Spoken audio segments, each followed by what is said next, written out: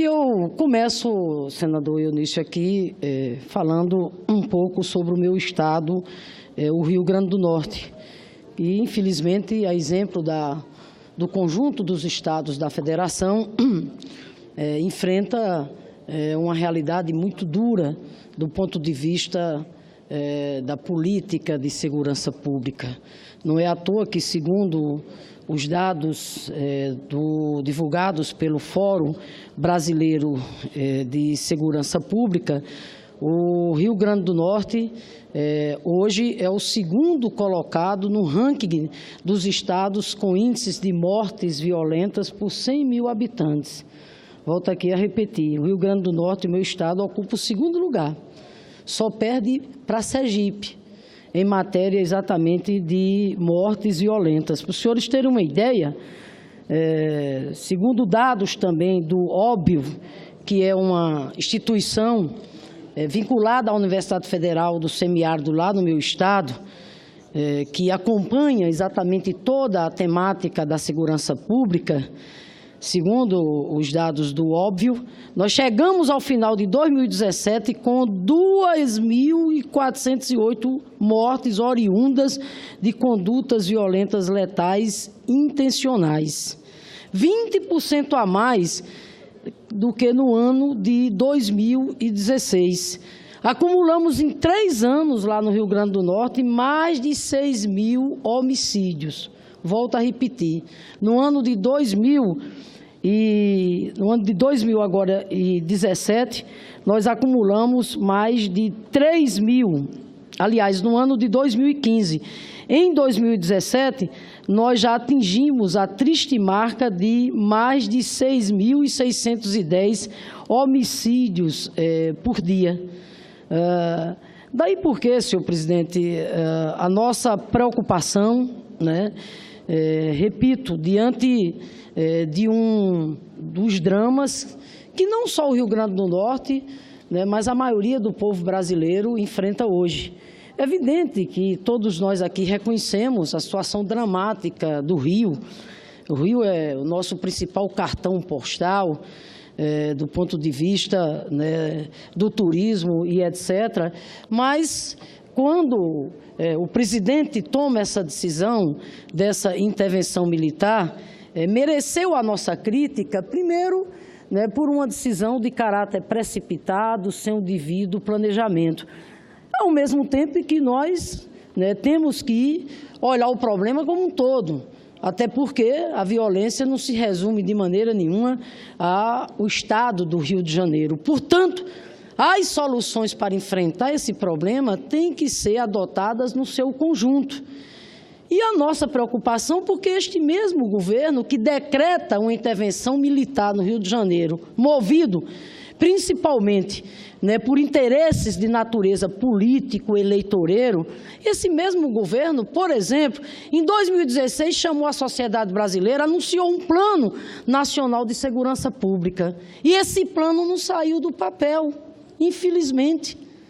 Esse mesmo governo, por exemplo, em outubro de 2017, recebeu do conjunto dos governadores do Brasil uma carta.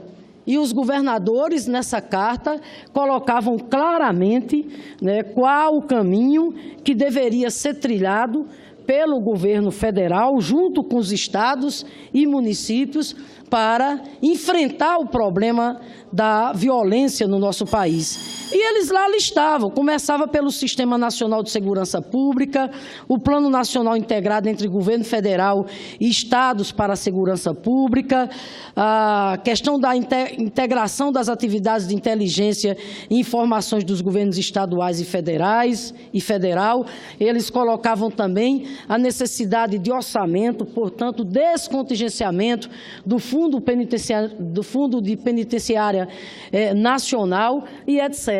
Mas, infelizmente, o que foi que o governo fez? Mais uma vez, o governo ficou surdo. Pelo contrário, diminuiu foi o orçamento destinado para a área da segurança pública. Senador Eunício, no ano de 2017, a União foi o ente da federação que mais reduziu os recursos destinados para essa área.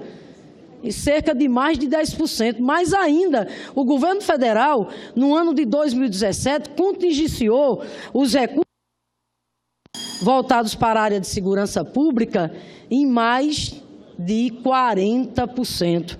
Então, diante disso, senhor presidente, fica muito difícil, enfim, a população brasileira acreditar que as coisas podem ser resolvidas.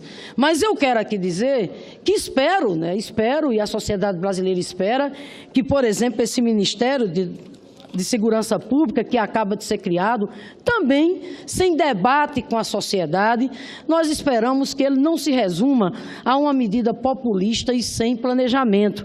Mais do que isso, nós esperamos que, para o bem da sociedade, esse Ministério possa dar respostas do ponto de vista de políticas públicas de segurança com qualidade, que respondam ao drama que vive a população brasileira.